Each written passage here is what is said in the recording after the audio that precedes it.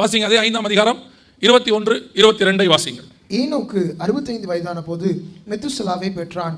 ஏனோக்கு மெத்துசலாவை பெற்ற பின் 300 வருஷம் தேவனோடு சஞ்சரித்துக் கொண்டிருந்து குமாரரையும் குமாரத்திகளையும் பெற்றான். இரண்டாவது, ஏனோக்கு தேவனோடு கூட சஞ்சரித்துக் கொண்டிருந்து, அந்த வசனம் என்ன சொல்லுது? ஏனோக்கு தேவனோடு கூட சஞ்சரித்துக் கொண்டிருந்து குமாரரையும் குமாரத்திகளையும் பெற்றான். ரெண்டாவது ரொம்ப முக்கியம், வெரி இம்பார்ட்டன்ட்.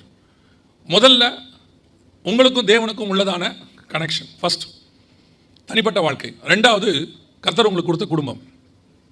ஏனோக்கு தேவனோடு கூட சஞ்சரித்துக் கொண்டிருக்கிறானுங்கிறதுனால அவனுடைய வேர்ல்ட்லி லைஃப்பில் அவன் ஃபெயிலியர் கிடையாது.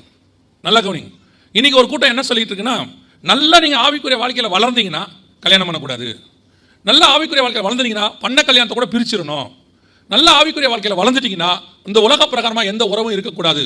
2 பேர் எடுத்துக்கொள்ளப்படுவாங்க மிக முக்கியமாக பழைய ஏற்பாட்டில். ஒன்று ஏனோக்கு, இன்னொன்று எலியா.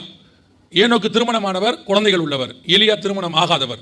எதுக்கு 2 பேரையும் கர்த்தர் வச்சிருக்கிறாருன்னா, எடுத்துக்கொள்ளப்படுவதற்கு திருமணம் ஆனவன் ஆகாதவங்கிற பேச்சே கிடையாதுன்னு அர்த்தம். இன்னைக்கு நிறைய பேர் குடும்பம் இருந்தால் ஸ்பிரிச்சுவலி வளர முடியாது. ஒரு சிலர்லாம் நமக்கு எக்ஸாம்பிள் இருக்கிறாங்க. இங்கேருந்து புறப்பட்டு காட்டுக்கு போயிட்டாங்க, இமயமலைக்கு போயிட்டாங்க, அங்கே போய் அவங்க ஆவிக்குரிய வாழ்க்கையில் வளர்ந்தாங்க அப்படின்னு.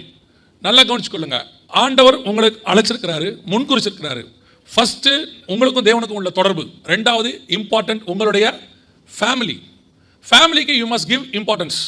உங்கள் குழந்தைகள், குடும்பம் எல்லாத்துக்கும் நீங்கள் என்ன கொடுக்கணும்? இம்பார்ட்டன்ஸ் கொடுக்கணும்.